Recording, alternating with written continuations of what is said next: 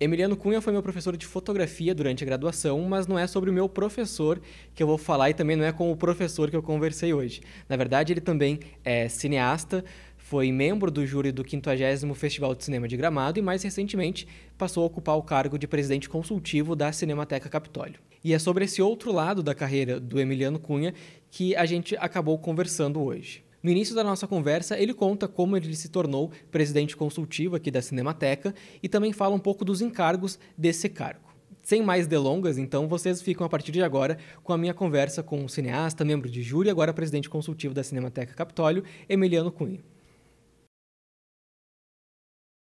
Muito bem, obrigado, Matheus, pelo convite. Eu faço parte da CIAV, que é o Sindicato das Indústrias do Audiovisual do Rio Grande do Sul, que é uma das entidades representativas do nosso setor, né? Tem a PTC, que é dos técnicos, e o CIAV, que é da indústria. E aí, sempre um representante do CIAV participa do Conselho Consultivo, que eu já entro para dizer qual é a função do Conselho Consultivo. A Ana Luísa Azevedo, que estava no conselho antes, teve que se ausentar porque ela ia gravar uma série.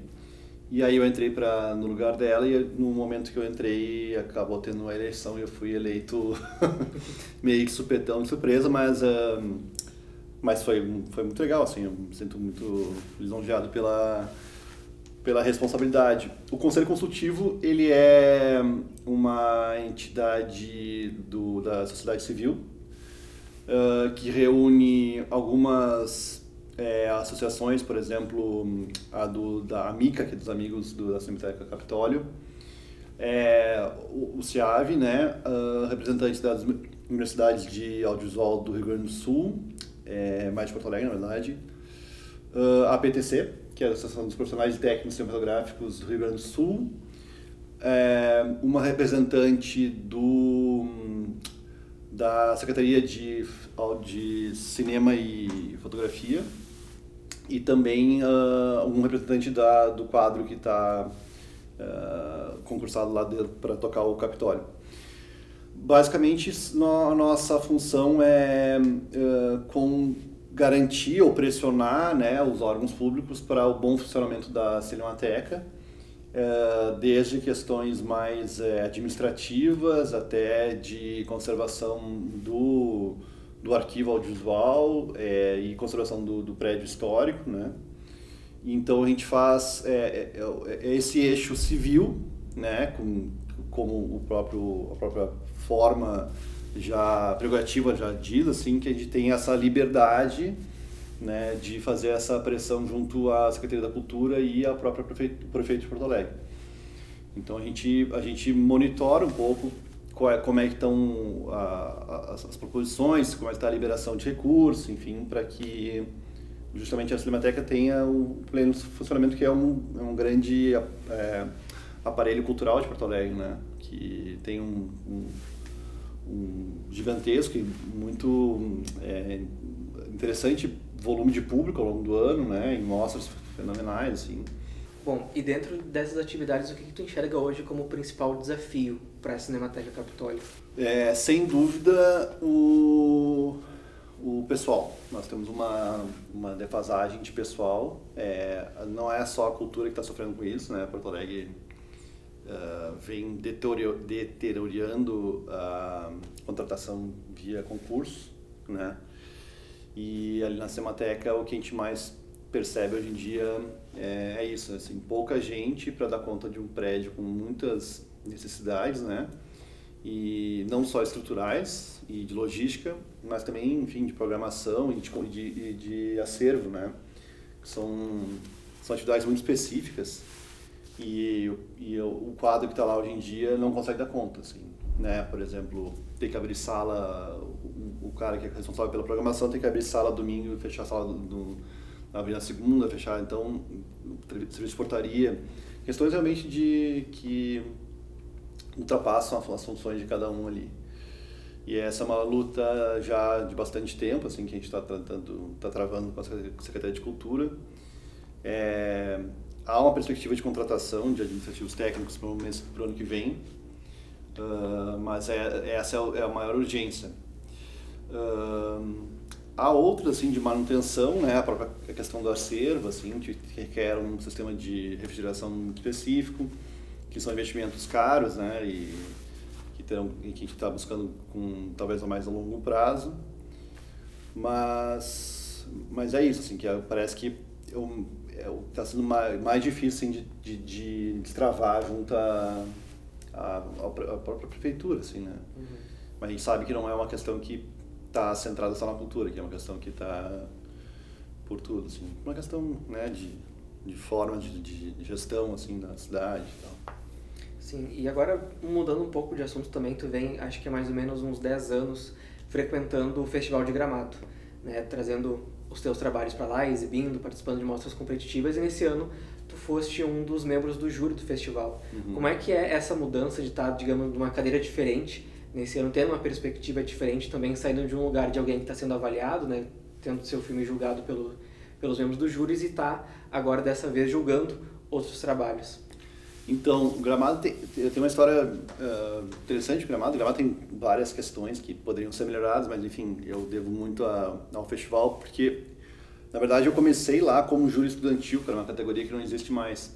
Eu conheci, por exemplo, naquele ano foi eu, Ali Muritiba, que hoje está fazendo vários filmes, nós éramos júris estudantis na época, e a gente era responsável por julgar todas as categorias, estrangeiro, longo nacional, documentário, curta nacional, curta todos. Então a gente ficava literalmente o dia inteiro dentro do cinema. Foi muito cansativo, mas foi muito bom, que enfim, foi um momento que eu estava ali, acho que no segundo ano da faculdade, eu acho que eu consegui vivenciar bem um espírito de festival, assim. E daí já no ano seguinte eu estreiei o meu curta lá, o Cão, que foi para as 2 mostras, né? E desde então quase sempre estou lá com um curta ou um longo, enfim. E voltei com um papel de jurado agora em 2021,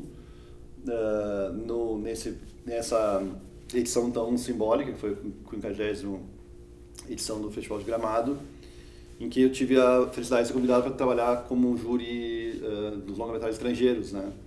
Junto com um pessoal muito importante assim, do meio, né? A Hebe Tabrashnik, que é uma programadora dos maiores festivais de cinema do mundo, assim.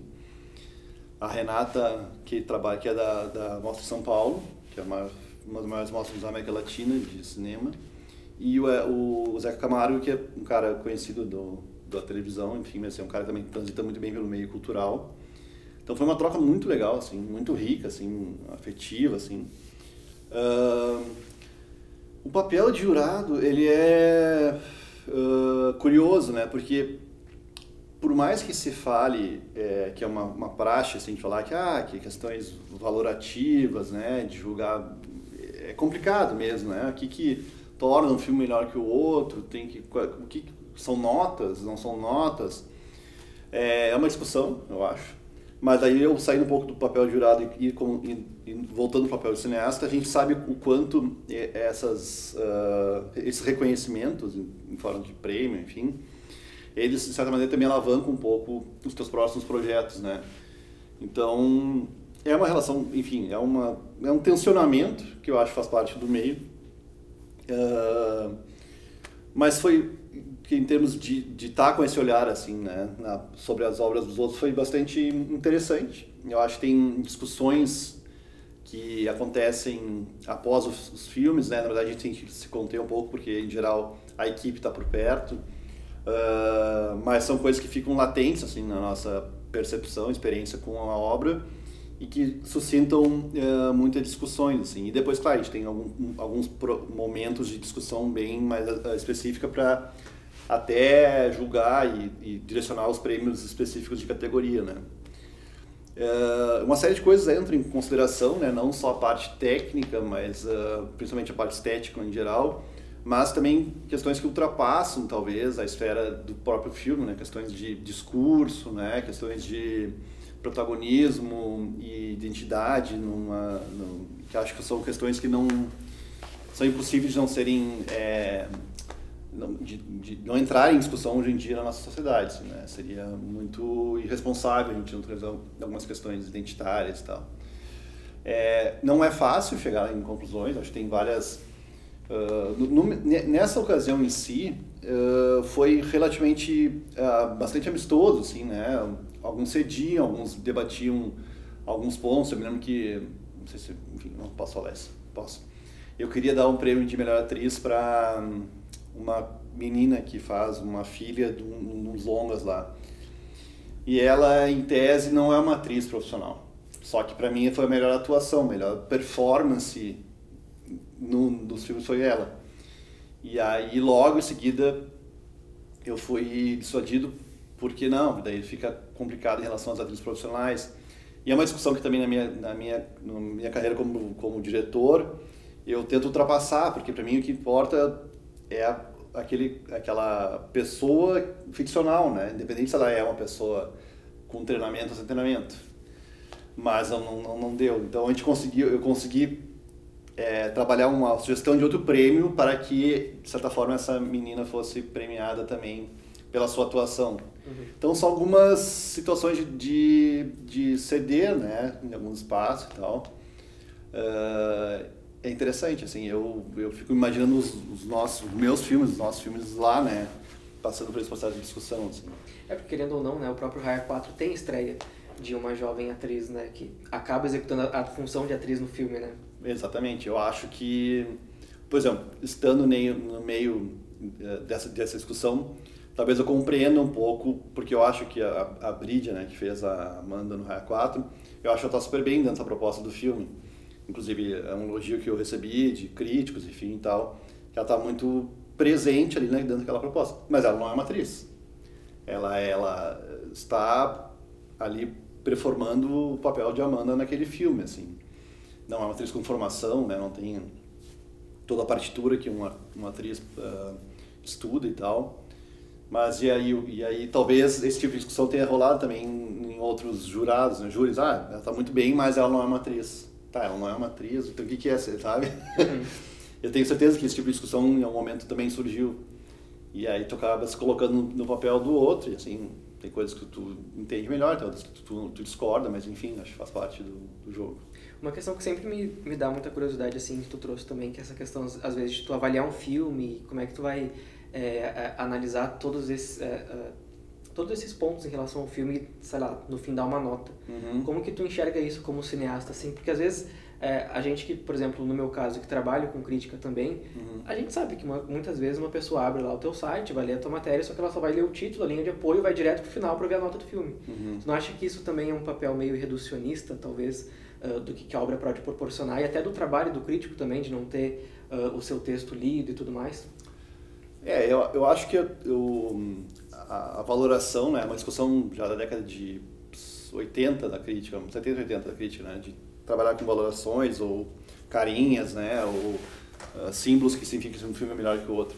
Eu acho bem complicado, assim. Por mais que seja um espaço de direcionamento ou esclarecimento para o possível espectador do filme, eu acho que, sem dúvida, reduz demais a possibilidade de experiência, porque não só o processo de escrita da crítica é um processo subjetivo, como também o processo de assistir ao filme é um processo subjetivo, né? E quando tu parte do pressuposto que o filme é nota 13 de, sei lá, 10, eu acho que, de certa maneira, tu já condiciona a experiência da pessoa para um outro caminho, sabe? E meio que tu tolhe a pessoa de ter uma experiência livre em relação àquela obra.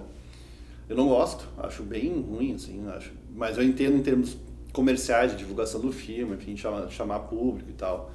Nota 10 por não sei quem, palminhas não sei de onde.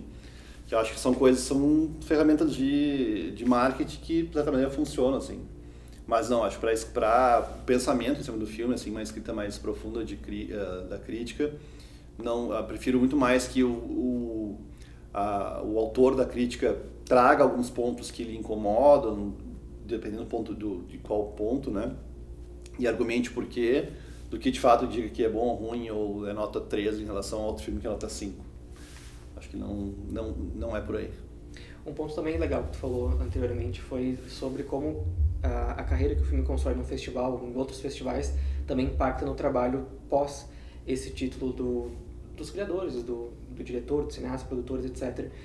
Como que essa repercussão também que tu teve no Raya 4, que também teve no Festival de Gramado, em outros festivais, impactou tua carreira também nesse meio tempo, desde que tu exibiu ele lá até agora e projetos futuros também. Não sei se tu está com algum outro filme em festival, se não me engano tem um curta, né? Então, o Raya 4 teve, eu considero um ótimo recepção em termos de festivais de crítica. Acho que é um filme que também se propunha um pouco a isso, né? Ele vem do edital que é de experimentação de linguagem, então ele é difícil falar de sucesso de público, né? Porque, enfim, a gente compete com tantas forças que não cabem até aqui nessa fala. Mas, mesmo assim, é um filme que se comunicou e se comunica muito bem, assim. Recentemente, até um amigo meu trabalhou num filme com som direto e com a pós, exibiu alguns trechos, uma sala de aula, não sei aonde, e aquelas turmas adoraram, são mais novas, então houve uma relação interessante com esse público mais jovem, e o filme segue dando bons frutos. A gente até agora foi indicado ao melhor som pelo festival do Prêmio Guarani de Cinema Brasileiro, o que é muito legal, depois de um filme de 2019, né? Claro que está pegando a leva de 2021 agora, mas é muito legal estar com filmes ali muito maiores do que o nosso, em termos de orçamento, inclusive em termos de reverberação em festivais. Esse meio do cinema independente, ele é assim, tu vai galgando, assim, vai construindo meio que uma base para que tu consiga depois almejar novos projetos, né? É uma coisa, é inevitável, assim, tu tem que se tornar um pouco mais conhecido na tua proposta de cinema, para que depois essa discussão, né, sobre o filme ultrapasse, inclusive, o espaço festival, vá para o espaço do jornalismo como um todo e vai para o espaço de quem vai fomentar o meu próximo longa, né? O cara estava lá em Gramado e tal, o cara ganhou, sabe? Essas coisas são fundamentais para os próximos projetos. Atualmente tenho um curta rodando, que é o Tormenta, um filme absolutamente experimental, que eu dirigi junto com o Vado Vergara, feito com imagens de celular, que teve uma carreira muito interessante, festivais grandes de cinema experimental. E eu estou finalizando o roteiro do próximo longa, né? Ainda não tenho meios para financiar, mas eu já estou com uma ideia bem avançada, assim. E é uma escrita que é feita a 6 mãos, na verdade é minha, do David Oliveira Pinheiro, que é meu sócio, e da Júlia Casarré, que é uma amiga roteirista.